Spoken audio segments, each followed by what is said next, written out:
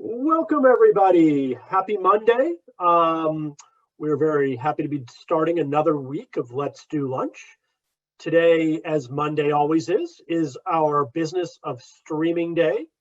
And we have a terrific show for you today.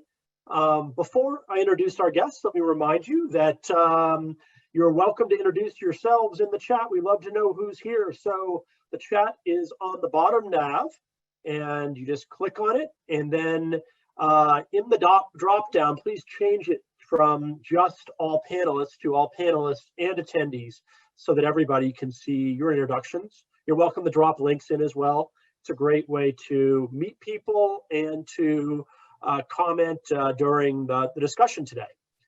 If you do have questions today during the panel, please put them in the Q&A area. It's just to the left of the chat on the bottom nav, and that way it'll be easy for our speakers to see your introductions. Okay, as I mentioned, we have a great show today. We're going to talk about how subscription intelligence is reshaping OTT. Our show today is sponsored by our friends at Vindicia. Thank you very much for coming out and supporting the show today. And without further ado, let me introduce our speakers. Ioana Dayagi is head of product at Vindicia. Welcome to the show, Ioana. Welcome. Thank you for having me. I love your background. Great to have you on the show. And our moderator today is none other than Colin Dixon, Chief Analyst and founder of Endscreen Media. Welcome, Colin. Oh, what a surprise to see you here, Ned. Goodness me. I try to be here every Monday. Have a great show. Thank you very much. Well, as you said, Ned, we do have a great show. We've called it Smarter, Better, Faster, How Subscription Intelligence is Reshaping OTT. And if you are in the business of online television, this could be one of the most important sessions that you listen to that we give on Mondays, because Ioana has a ton of really actionable information that you can use to improve the bottom line of your service. So with that said, let's jump right in. Oh, I should just say, I want to re-emphasize, please, if you have questions, enter them in the Q&A window. I won't see them if they're in the chat window, although I am watching the chats fly by. So yeah, please do enter those in the Q&A window. So Ioana, why don't you first introduce Vindicia and then tell us a little bit about what you do for the company. So Vindicia is a company that was one of the pioneers in the digital subscription area. It's doing actually subscription and payments. And 4 years ago or 5 years ago, Vindicia was acquired by Amdocs. And since then, we are actually enlarging our portfolio of products and offerings. And today we can say that we are serving B2C companies from the beginning of the customer flow, from the ordering till the billing and the payment, including retention and user management and partner management. So we have a broader spec of products. Very good. And you're head of product. Yes. So I was working with Amdocs and with big telco companies around the world, building products for them. And I was there seeing the telcos, understanding that the entertainment is actually a natural diversification for them. And now that I am in Vindicia, I'm very happy to be part of this dynamic industry, the subscription industry. And I'm happy to be part of building new products for the new needs that are changing every day. Well, I think it's fair to say that that it is a very dynamic industry, changing a lot. But some things have sort of settled into a pattern, and one of those is order processing, and that might not necessarily be a good thing, right? So thinking about order processing a little bit, I'm constantly surprised at how much of a barrier entering a credit card is. I know it gives me a lot of pause for thought when a subscription service where I'm signing up for a free trial asks me for my credit card. Are companies making a mistake by asking for a credit card right then when you're doing the free trial? So it depends. For free trials, no, we don't recommend to ask for payment. any payment information, because actually if it is free, so it's free. You should give me the option to feel that I can come and go, and I will not be hooked up in a service that afterwards it will be, you know, start to charge me without me giving the consent for it. So this is one thing. The other part is that if you don't want to go with free trials, but you want customers on your platform, you still need to make the payment and all the onboarding process very, very seamless for customers, and to try to capture only the relevant information. So if you want the payment, ask for the payment. Don't start and ask where you live, what is your email, what is your name, what is everything that you can gather. Try to gather this information maybe later on when the customer is coming back to your platform for something else, for adding a product. So try to keep it only to what is required. So I had an SVOD provider tell me that they didn't ask for the credit card at the free trial. They waited until they saw the customer was engaged with content, and then they asked. Is that the right approach to take? I think it is the right approach, and each company should decide what are their limits and how much they can give content for free. But I think that once you are hooked in the service, you will more willingly want to pay for it. So I think this is a good approach. So we mentioned free trials. That's a very critical feature. Do you think they're effective? Particularly, should big brands be offering them? Because I've noticed that a couple of brands have actually stopped offering free trials. Disney Plus dropped it. Yeah. Will they suffer because of that? I think that free trials, you need to, depends on your business model and your business plan, you need to consider the best way to acquire customers. If you are at the beginning of your company and you don't have a lot of people that are subscribed to your service, or you are not a very well-known brand out there, you might want to offer free trials. So this will be a way for people to know what you're offering. But if you're already a lead provider, we see that free trials are not so much popular anymore for those lead brands. Instead, they are using different techniques, either introductory prices, so you attract new users, but with a lower price, not giving it for free. Or if you're giving a free trials, you should minimize the period, like making it instead of 1 month, maybe make it 1 week. This is something that also can help. Now, what are some of the, can you offer us any guidance about how you actually price the service? I'm thinking not so much about the initial price, but should you, for example, offer a discount for an extended commitment, maybe 3 months or a year? And if so, how much of a discount should we offer? So we try to ask customers, why don't you put commitments, like you said, like tell someone, I'm giving you a discount if you are with us for 3 months. And if you are breaking in the middle, you will need to pay a penalty or pay back. And I didn't expect this answer, but a lot of people said, oh, I will get chargebacks. I said, why will you get chargebacks? Because they said people forget that they committed to fees, and it is not very common today to have those commitment fees on those type of services. It might be from, you know, in telcos we had them in the past, but in the streaming area they are less used to that. So you need to consider, you know, not to get afterwards the punishment for, right. for doing something like that. You know, one of the, yeah, go ahead. Regarding the discounts amounts, I think that it's important to have data before you decide about the strategy. And we believe that in the subscription industry, there are actually three main important KPIs that everyone should look at. And in order for you to assess how to go into campaigns and what will be the discount that you are referring to.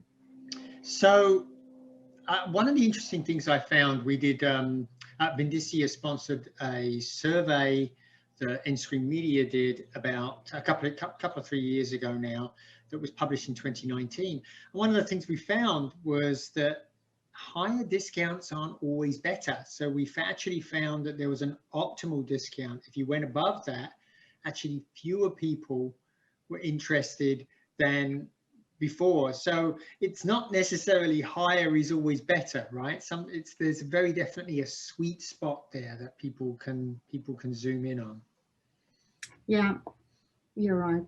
And it's also, you might try to see if you can not to tailor the discount that you're giving to the different customer segments, and to decide what type of customers you want to acquire, because it's not always about the quantity, it's also about the quality. So you might want to be able to segment the population by having discounts that allow you afterwards to track the results. So if you're giving coupons away, you can decide that you have different coupons for different channels. So you will be able afterwards to measure how many of the customers that came through this channel stayed with you. And also to understand, I think data is key. You need to know the results of actually those important decisions that you're doing. I think you've hit upon a really, I think, a painful subject, I think, for SVOD services. I know several services have partnered with Verizon Wireless and services like that to offer their new streaming service for free to certain tier of providers, of subscribers. And then at the end of that period, a bunch of people churned off who had signed up for service, but they really weren't interested and they really weren't using it.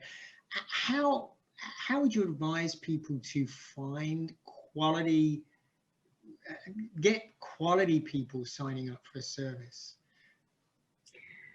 Yeah, so, there are different techniques, but I think it relates again to the way that you are understand who is the target customers for the content that you're providing. And today, the range is so big. It's not only adults, kids are actually, I think today, even a bigger population of content consumption. So I think this is a real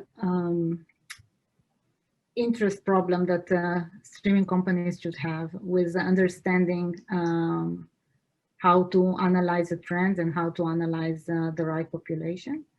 I think that, again, if you do trials of trying, like what we call A/B testing, but, try this, try something else, have all the tools in place to be flexible and to try new things. And if something is not working, you can just throw it away and try something else.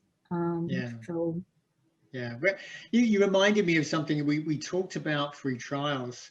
I think one concern that people have is that people will come in and binge their content and then just leave.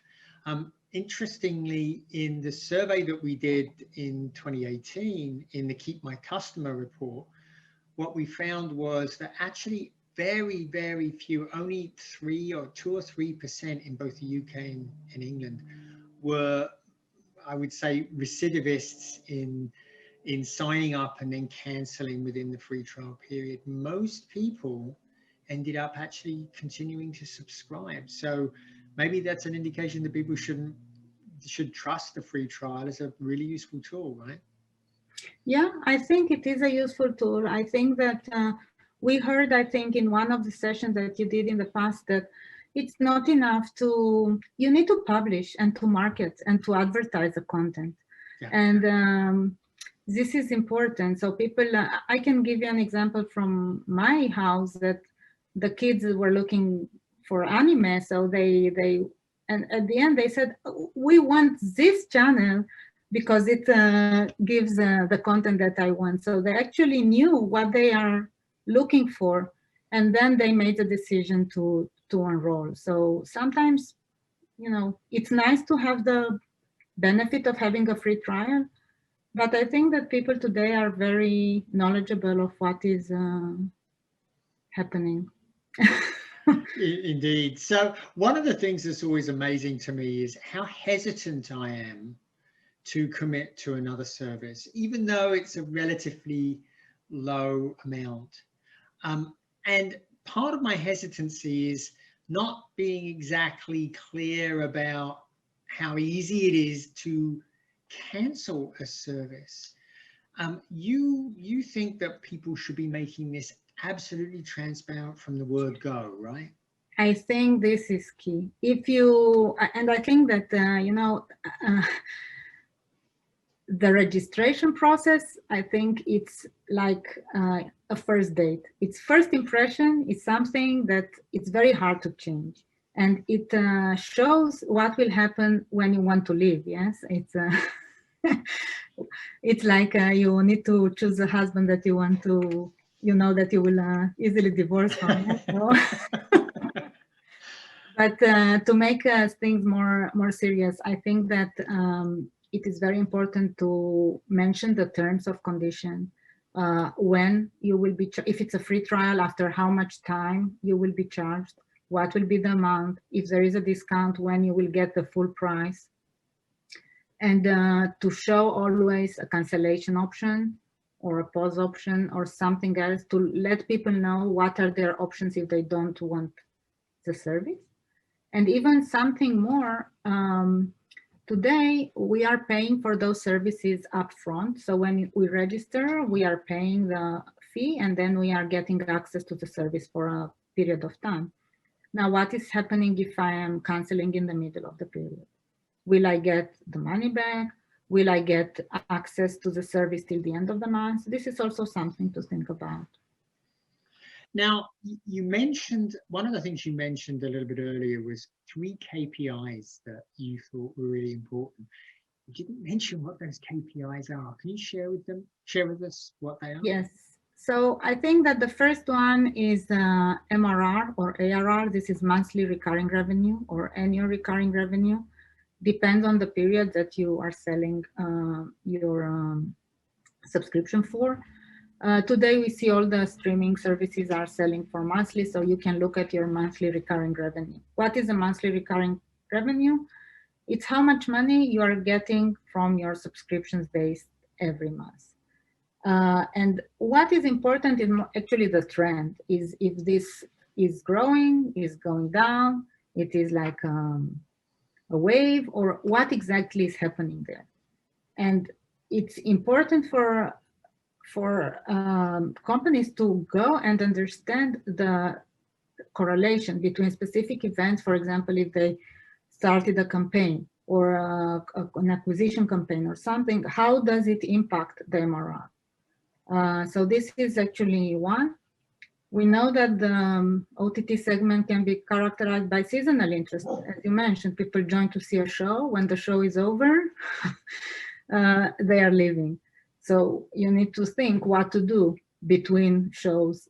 Will you bundle with an additional service so you can keep the customer there for more?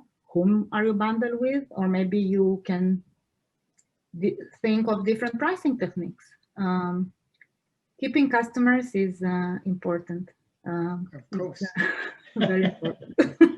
Yes, it is very important. So maybe it's a good opportunity for us now to sort of transition to talk a little bit about retention. So what should I be doing to reduce voluntary churn, to reduce, you know, to keep people longer, to stop them canceling so often? Yeah, so there are a lot of things to do from business decisions, but also there are tools out there that can support your business decision and can bring some insights on what your customers are doing.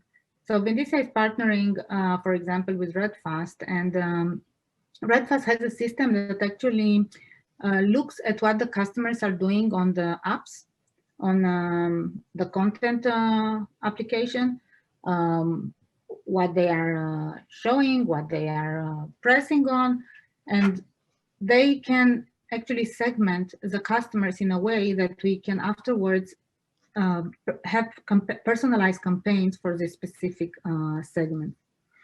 For example, if you see a customer going to the account view for several times in a day, maybe they are looking for when is their subscription going to end. So maybe it's time for us to propose a lower price for the subscription. Or, there are a lot of insights that together with business, you can define and then track. I think I mentioned about the pause. I believe that we will talk about it a little bit more. Yep. Yeah. So let's dive into pause right now. This is an option that I'm not quite sure how many people offer this, but certainly I would think it would be a great option for sports services, for services that provide headline content infrequently, but maybe don't have enough to keep everybody all the time. When should I be thinking about having a pause, and how valuable a tool is it in retaining a customer? A pause, I think it's a tool to allow people that are like feeling a little bit of subscription fatigue, let's say, to give them a break, but to keep them with you. So pause, it's actually will keep. What are the benefits of it? When you are paused from a system and not canceling and then coming back, if you're using, you can keep your preferences, the content that you saw. Whether where you're canceling and coming again, you're actually losing all this. So this is something that I think is good. And then each business should decide what will be the terms for the pause, if they want to allow it indefinitely, or they want to say, okay, we can let you stop for 2 months, 3 months, or whatever period that you want. So keeping that customer information is really important, right? Because you don't want to put people through the process of restarting. Yeah. And it's actually another incentive for them to pause rather than cancel, right? Yes. It's like you are still committed in a way, but not paying. So if people have some hard time, they can decide now to, to reduce their expenses on this service, but they know that they can come back later on. I think that in the box area, in the box industry, this is very well adapted. A lot of box providers want to keep you as a customer, maybe because the frequency is also on a weekly basis and not monthly. So they allow you to stop the service for 1 month, 2 months, 1 week, 2 weeks, and then come back. And then restart. Yeah. So it sounds like it could be a valuable tool for service operators in the internet TV business as well. What about communication? How should I be communicating? I know I get a couple of my services do send me an email each week. Some of them are much more on point than others, I would say. Is that something that if I'm not doing, I should be doing, or if I'm doing it, am I doing it too much? How should I gauge my conversation with my customer? I think that it's important to balance it to real points. I mean, because when we are getting emails every month, this is what's new this month. These are the movies that are coming this month. After the 3 months you got these emails, then you stop reading them, because I will get into the site and I will see what's new, correct? I will see the content. Anyhow, it will pop up in my screen. So I think that it is important to communicate when there is something good to say. So either there is a change on the content that you're providing, or you know that now you something important finished and people might leave, so you want to announce them of something else exciting that is happening or you have for them. So try to keep it interested and not to make it to be too recurring and standard, the same thing again and again. So actually, it just occurred to me that there is another advantage to pause over cancellation, and maybe not so much here in the US, but in Europe, for example, with GDPR, you're only allowed to keep that personalization for a certain length of time after somebody is cancelled, right? So Correct. pause actually is like them giving you permission to keep that information so that you can continue to communicate with them in a very informative fashion, right? Yeah, it is. Yeah. Any other thoughts on, so one of the things that we didn't talk about in the acquisitions phase was different billing models. We seem to be stuck on two models here in the US, and that's advertising based and subscription. That's not, there are other options, right? How should we be thinking about using those options? Using what, sorry? Those options, are those other options? I think that we need to diversify, yeah. And as I said, I think because we are going to different audiences, and we need to adapt all the time for the new style of the new generation that is coming and consuming services. What I believe is that we will see shorter periods of time. We will see more of choose, and you know, each one will choose whatever they want, or you can give an option to subscribe to a service up to 3 whatever, I don't know, shows that you want to see with a smaller price. And I do see also a big variety on payment methods that will also come into place. Today, we are all allowing credit card and debit card, PayPal, different wallets. But what about Venmo? Venmo is so widely used between peers and between people to move small amount of monies. Why not use it also for corporate or cryptocurrency? Will we get there? So yeah. Cryptocurrency. Yes. I don't know. I just cryptocurrency is, I guess, something I really don't understand very well. It kind of sends a shiver down my spine when I hear it. Okay, so we've talked about keeping people. And now the truth is that you're going to lose customers at some point. How should we be thinking about that? The process of allowing somebody to leave, and then what to do when they have to try and reacquire them. Yeah, so we need to be very, I think that if people see that they can leave the service easily, and also when they leave, we should tell them how they can come back. And I think that we should continue to keep in touch, if possible, allowing the rules, as you mentioned, GDPR, you're not always allowed to keep details of your customer with you, but if you can communicate with them, come back after 1 month, 2 months, and say, hey, we had something new, maybe you are interested to come and to come back, to give it a try. So this is one option.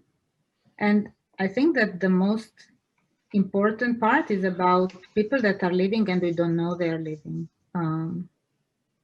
So involuntary, we call it passive churn or involuntary churn, which this can be a huge addition to the revenue, only by trying to avoid it. And we are doing it, and a lot of companies are talking about it. We are actually leading with our retention model and with models that we have in place to reduce passive churn. This is really important. Could you explain how passive churn occurs? How does that happen? Yes. So, you know, the payments industry is not a simple one. And there are a lot of hoops that you need to go from the moment that you press this button with purchase until the credit card is really, if we're talking about credit card, is charged. And there are a lot of systems, are the network card, the payment processor, the payment gateway. And all those systems are, let's say, not very well in sync. And we see that there are 100 error codes. When something is failing, you can have a very big list of reasons on why the payment is failing. Not always is related to your state of, you might have a lot of money in your account and still the payment will not go through. And this is where we are looking to improve actually, and retry to have retries in place to ensure that we are keeping the cards of our customers up to date. A lot of time, all of us have expiration date on our credit card, and every 4 years we are getting new cards. And we never go and update the subscriptions or the subscriptions with a new expiration date, correct? You never go and do that. But there are services, the processors are providing, the card network provide you this service. So if you can go and query, is this still the card of this person? And they will tell you if something is changed, they will tell you, no, he changed the card, he changed the expiration date. So if you need to keep the payment methods up to date, and then the chance of having a failure is actually low. I had no idea that they actually updated you. You could actually ask if this credit card was still good to the credit card issuing authority. We are doing that, yeah. So one of the things that's very surprising to me is that more services don't reach out to me when they see that my card is about to expire. Why do you think that is? Why aren't they reaching out to me to remind me to change it? They don't want to bother you, so you will not remember to cancel the service. I think this is what is happening. And yeah. Maybe that's right. Yeah, I mean, this involuntary churn thing, I didn't think it was as big a deal it is, but it turns out it is a really big deal, right? Because in that survey that we did in 2018, 2019, a quarter of the people we spoke to who had SVOD services said that they had been involuntarily cancelled. And what was really scary about that was more than a half of them never came back. That's why this is such an important issue for customers, right? For SVOD providers. Yeah. And, it's important to have a billing system or a partner to show you the information. So you will be on top of, we were talking about the 3 KPIs. I mentioned MRR, but the next one is actually understanding the difference between the, we call it the net subscription difference between new customers and churning customers. You need to monitor that all the time and to see, am I bringing in more people than are leaving, or there are more that are leaving than stay? Yeah, so this is, and we can show exactly the reasons why people churned and what is the percentage between voluntary and involuntary churn. And you can drill down into data and understand. There are a lot of techniques that can be applied to Tell us about some of those. Well, so the expiration, I told you the expiration date is one of them. There are so many indicators on transactions that are passing through all these filters, and we are actually connected with a lot of payment processors, and we have a lot of data. We processed like around 940 million transactions till now. So we are looking and we understand what each processor wants, needs, different. There are a lot of regulations coming now in place with the finance market that is opening. So each small thing is important. Yeah. Okay. Okay. So talk to us a little bit about the communication aspect of how, one of the things that in that survey that surprised me as well was how effective email communications were in reacquiring customers, it put me in mind, Ioana, of something I've been told many times by service providers, and that is, you know, when you have somebody that's cancelled, they're a great option, they're a great target to try and reacquire, because they've already proven to you that they love your content, right? Because they did subscribe for a time. And it turns out that emails are actually very, very effective. Of the people that we surveyed back in 2018 and 2019 about this, about half of them who had been receiving emails said that they had ultimately gone on to resubscribe to a service. So this sounds like basic, you know, 101 remarketing, retargeting, is that you really should be doing this, right? Yeah, and you should, I think, segment those customers and propose them some kind of help, you know, to come back, to give them either a discount or a period or a specific something, maybe a complimentary offer, not content related even. Sometimes people are, you know, they want to pay more for a service if they're getting a shirt that costs you $5. So perhaps when you have new series, that's when you should be going back. That should trigger you to go back into your database to look at those people that watched the first series that are now no longer customers, and reach out at a very specific email with that. It constantly surprises me how I get generic emails where they're really not targeted. They don't seem to be targeted to me at all. And yet I'm a customer of that service, or I was a customer. This seems like a really basic mistake, doesn't it?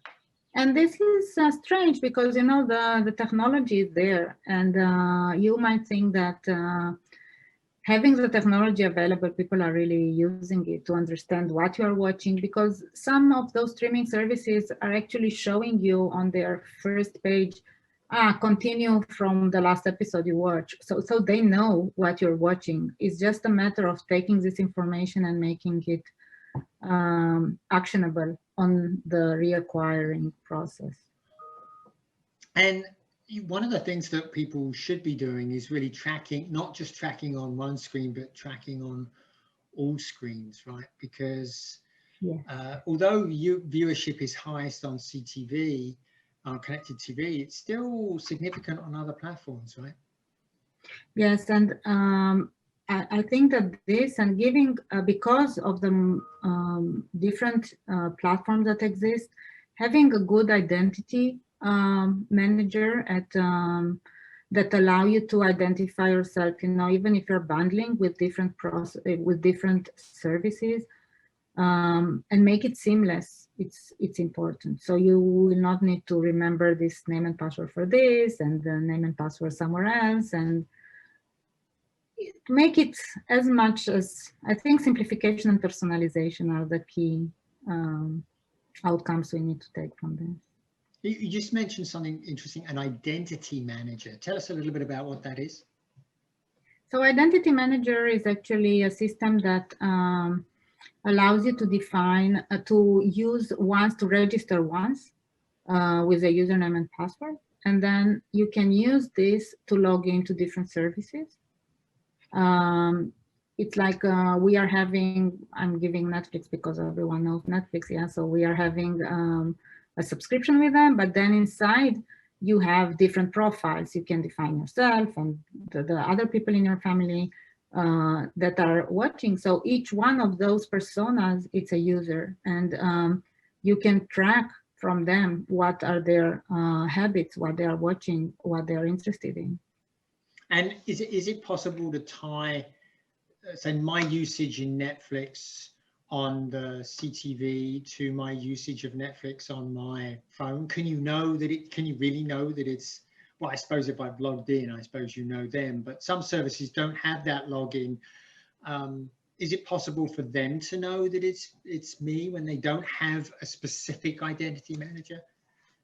So I think that this is a key, that if you cannot use someone else's service, but if you are having an agreement, yeah, or you are bundle two services together, you should be able to identify the user, who is a user across the different channels and the different services. Okay, very good, very good. So we're going to go into the Q&A session right now. I see we've got a couple of questions up there already. So if you have a question for Ioana, please put them up now. And Laura, can we put up the poll? Okay, so while you're absorbing the poll, we'll take a look at some of the questions. So first, from somebody wants to know, does the customer have to approve companies looking for another one of a customer's credit cards? So I think that's a question that when you were talking about the fact that when somebody, you can, as a service provider, you can ask if a credit card is still valid, that is registered with you, and this person is worried about the fact that can the credit card company give them a new credit card number? They can't, right?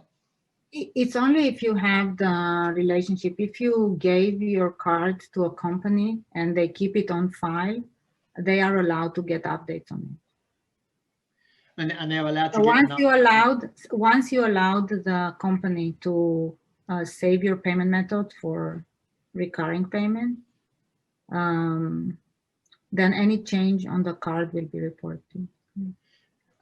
A change on the card, but if you get a new credit card number? No, if you get a new credit card number. It's not tracked? No, it's only for the ones that you approved. Very good. Yeah, no. So one of the things somebody asked about pay-as-you-go, one of the things when you mentioned this sort of pay-as-you-go method, this is very commonly used outside of the internet TV industry, but almost nobody, I think I've only heard of one service who's talking about a pay-as-you-go model. That's this new service called Strum, which hasn't launched yet, which we interviewed on the show a few weeks ago. Why aren't more companies using this approach? It seems like it's working extremely well for wireless customers. And in fact, I think it's like a very large number of people are using pay-as-you-go accounts. So why aren't more people using it in this business? I don't know. I know that for sure in countries that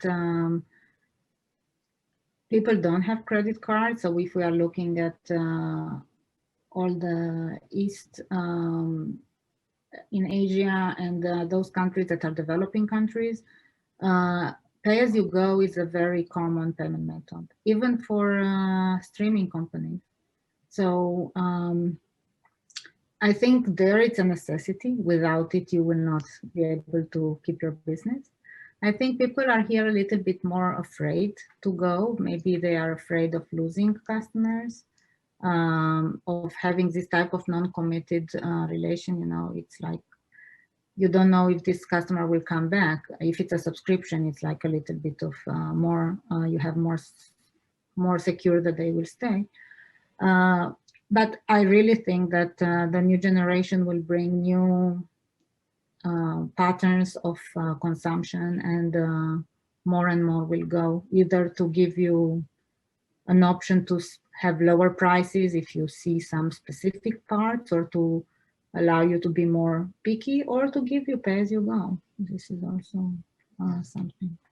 It seems like it could be extremely useful, because particularly you look at Disney, for example, not everybody is going to want to subscribe to that service. They'd like to think that everybody wants to, but not everybody will.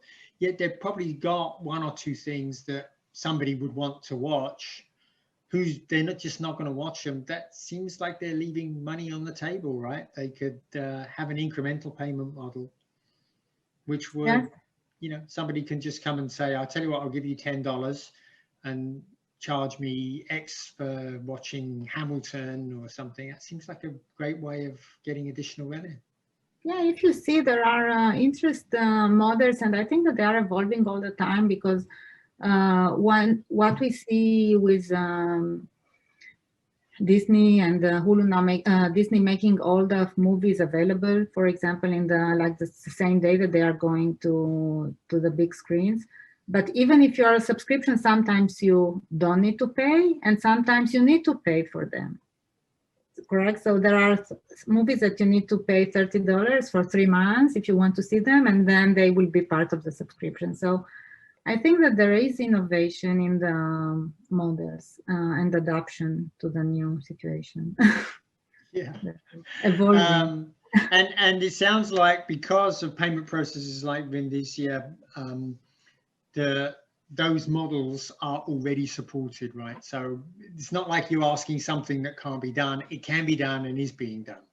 Yes, it is being done, and I think it's important to have flex. That's the reason that you need a partner that is flexible, because you can never know what tomorrow will happen. So you need to, when you choose a provider, find someone that can support not only what you think that you want to implement right now, but see that they are flexible enough that you can do recurring and one time. You can do different periods. It's not, you're not locked to 1 month to decide if it's a week or a month or a quarter. It's something easy to decide if you want to take payment ahead of time or at the end of the period. If you, Yeah. I mean, supporting a lot of payment methods, because really it's changing all the time.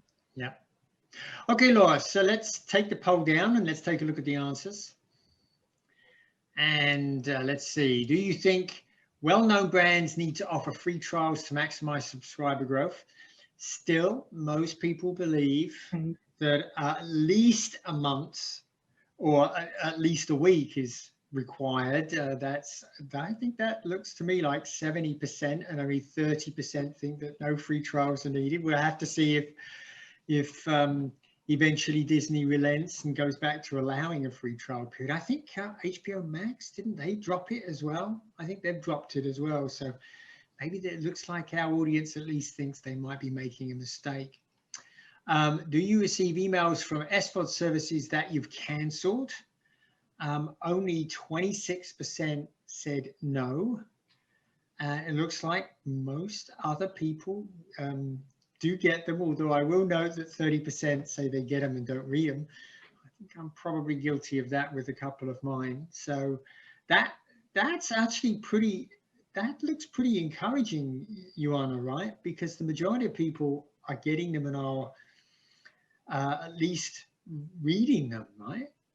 Yeah, I think that our best practice is to tell customers, don't try not to bother your current merchants with all the time mails, but when someone leaves, continue the communication. So have you ever put on an online TV service on pause? Only 30% say yes. And let's see, the rest say no. It looks like most people didn't even know it was possible to pause. And the rest think it's none of the services I've cancelled offered it, and some of the services offered it, but I didn't use it. So of that group, it looks to me like more than half didn't know that it was offered, or it wasn't offered at all. So boy, it sounds like most of the services are not taking advantage of the idea of pause, Ioana. Maybe we can spread the news. maybe this will inspire them. So Ioana, thanks so much for spending time with us. It's been a fascinating conversation, and I'm going to hand us back to Ned. Thank you, Colin and Ioana. Really enjoyed the conversation. Yeah, I'm one who answered. I was not aware that you could put a service on pause. So that's good to know. Particularly, like there are kind of seasonal reasons why you might want to pause. So it's an interesting option to have available for people. Thanks again, Ioana and Vindicia, for supporting the show today. Colin, always love your moderating, so thanks for coming out again. Thank for you. The business of streaming.